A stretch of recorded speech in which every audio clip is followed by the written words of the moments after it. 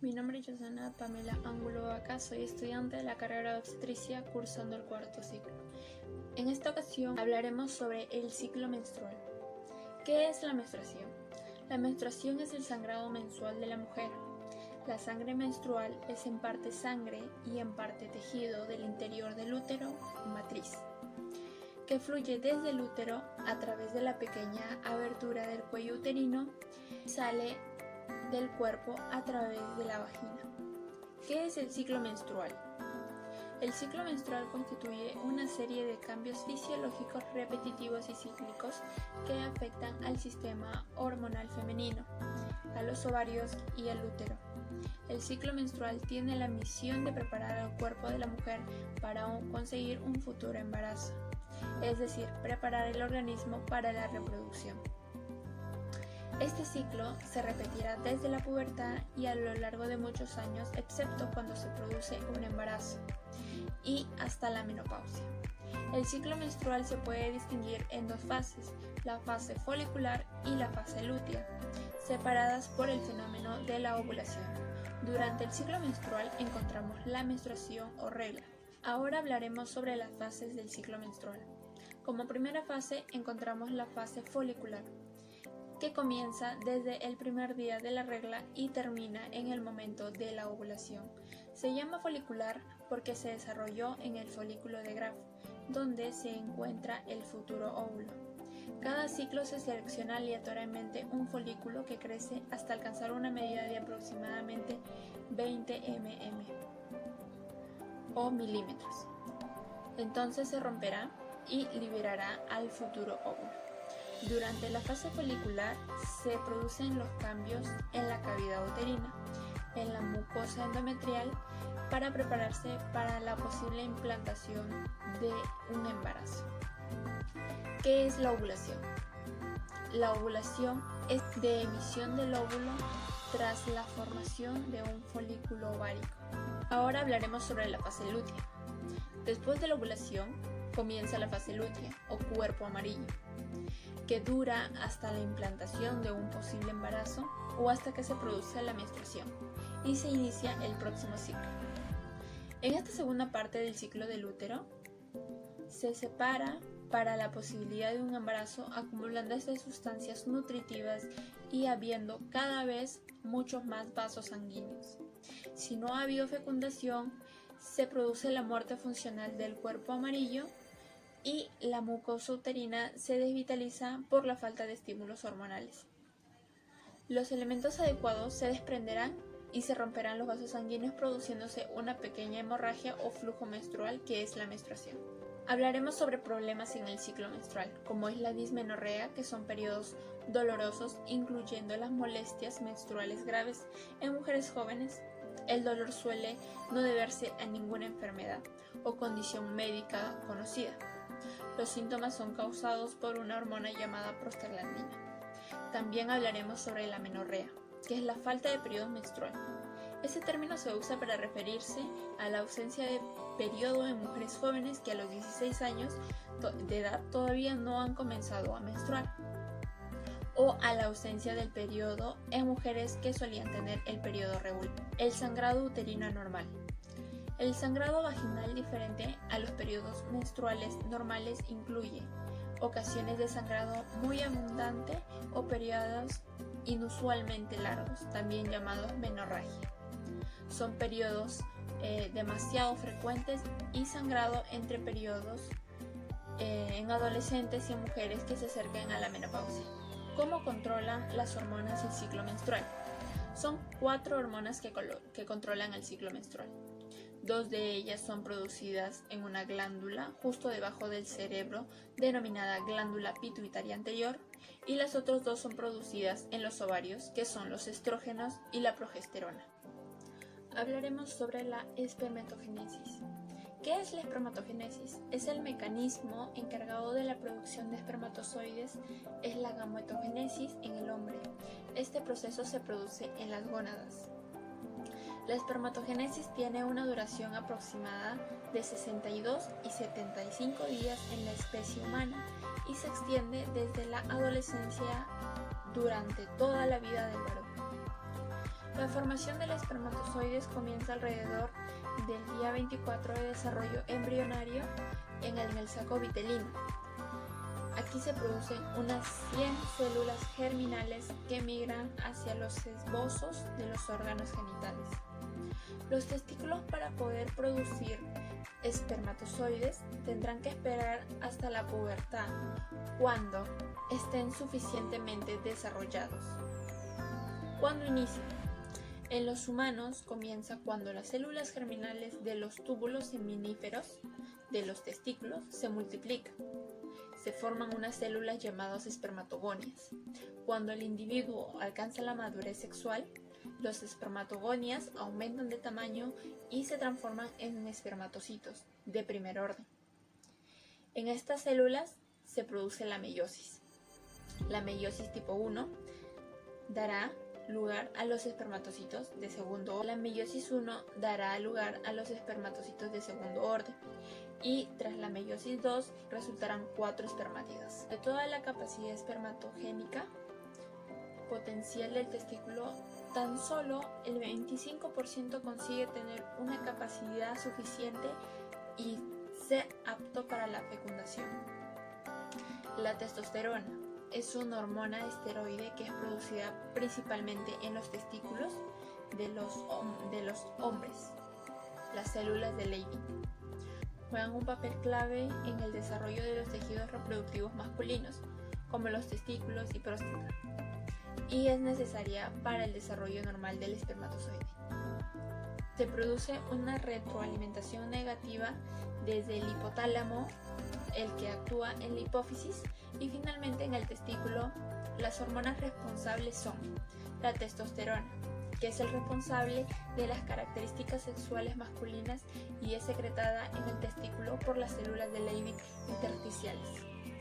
El FSH u hormona folículo estimulante, que es secretada por la hipófisis y actúa sobre las células de Sertoli de los testículos que nutren los espermatozoides y favorecen su desarrollo. La LH u hormona luteizante, que es secretada por la hipófisis y actúa sobre las células de Leydig o intersticiales para que secreten testosterona. La inhibina, que es secretada las células de Sertoli o notrizadas y actúa sobre la hipófisis inhibiendo la secreción de FSH y con ello deteniendo la espermatogénesis. Ahora hablaremos sobre las fases de respuesta sexual humana. Los investigadores William Master y Virginia Johnson son conocidos porque fueron capaces de detallar las reacciones fisiológicas que involucran la respuesta sexual humana. Sus estudios a lo largo de 12 años determinaron que la respuesta sexual es un proceso que consta de un principio y un final, aunque estos autores describen la respuesta sexual humana en 4 fases: excitación, meseta, orgasmo y resolución. Hablaremos sobre la respuesta sexual masculina. Cuando el hombre experimenta una excitación sexual, el cerebro envía rápidamente una orden a través de la médula espinal a los genitales. El pene se llena de sangre y se endurece. Los testículos suben y el escroto se hace mucho más grueso. Esta es la primera etapa de respuesta más sexual masculina y se recibe con el nombre de fase de excitación. Segundo, si se sigue adelante con la estimulación, en cualquiera de sus formas se llega a la segunda fase o meseta, donde el pene se hincha aún más, los testículos crecen de tamaño y el glande se vuelve de un color azulado. En esta fase también se cierra el esfínter interno de la vejiga para impedir que el semen vaya hasta ella y evitar que la eyaculación se produzca también la micción. Los espermatozoides salen de los testículos hasta pasar por las vesículas seminales, donde se unen el líquido seminal producido por estas. Todo lo anterior llegará a la próstata, donde se unirá con el líquido prostático. Una vez llegado a este punto ocurre una sensación de no hay vuelta atrás y de la pérdida de control de los músculos, y es la fase del orgasmo. Cuarto, cuando ha llegado el clímax se produce la fase de resolución, donde el pene pierde la erección y los testículos y el escroto vuelven a su tamaño neutral. En esta fase, en el varón ocurre el periodo de refracción, consistente en la imposibilidad de tener otro orgasmo en un tiempo determinado.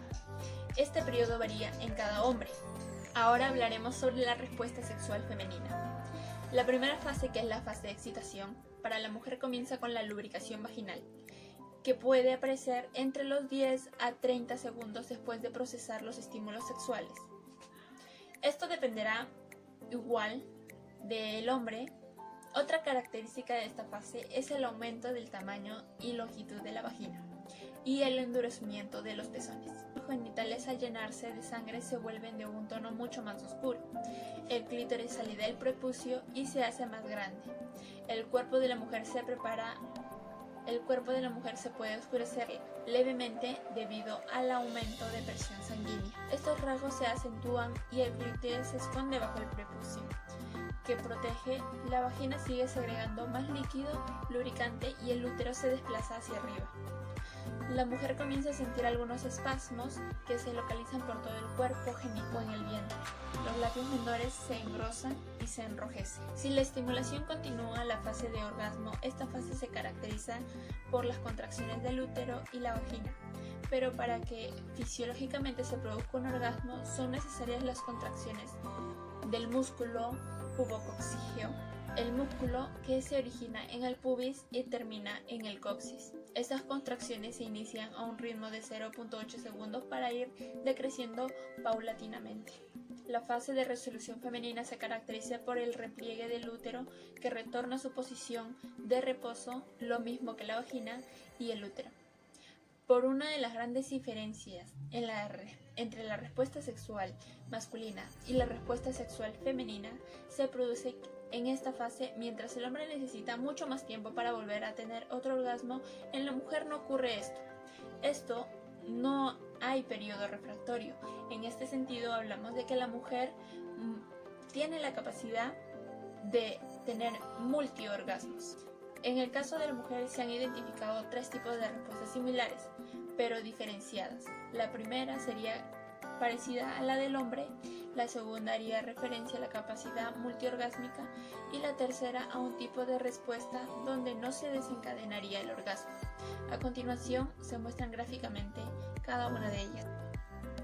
Encontramos lo que es la excitación, la meseta, el orgasmo, los múltiples orgasmos y la resolución.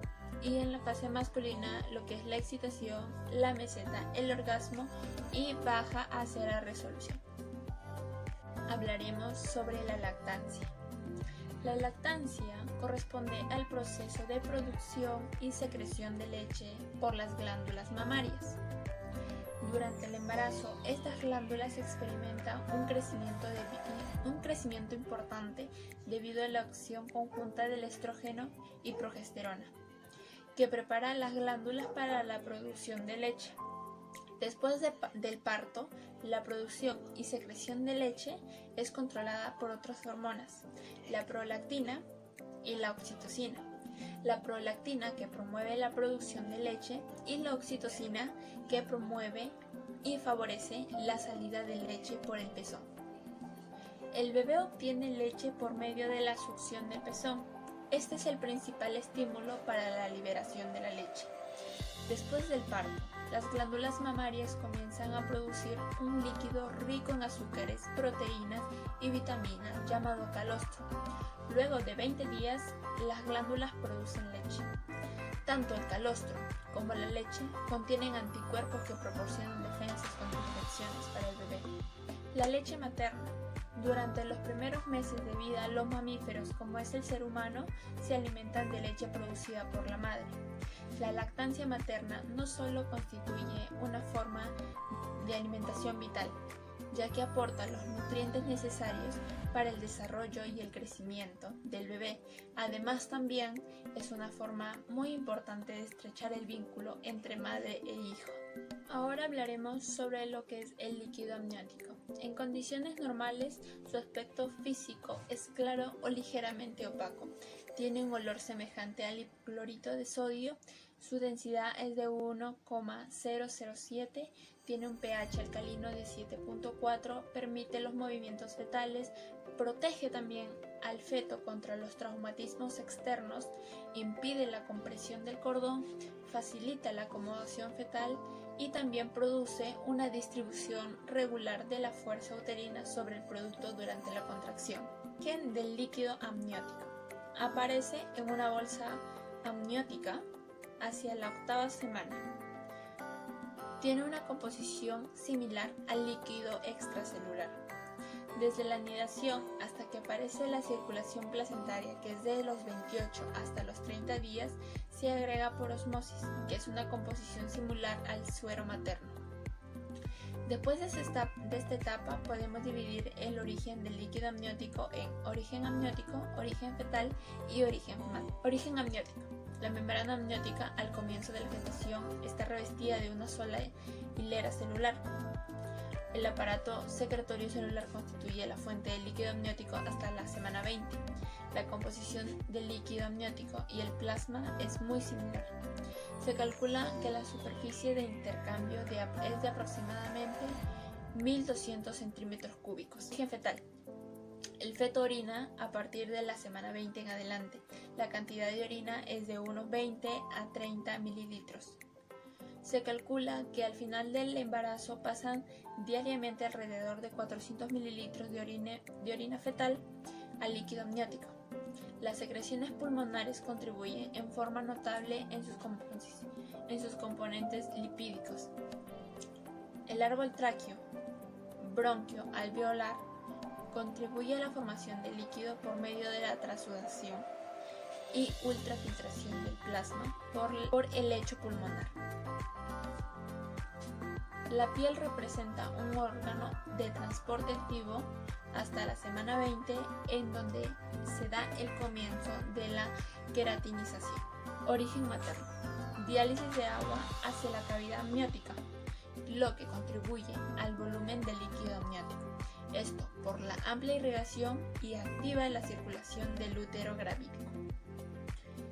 Esto se confirma por la inyección de sustancias como colorantes y sustancias radioactivas que pasan hacia la cavidad amniótica. Composición acuosa del 96.4% al 98%. Solutos del 1% al 2%. Contiene albumina, sales, glucosa, lípidos, urea, ácido úrico, creatinina, vitaminas, bilirrubina y hormonas.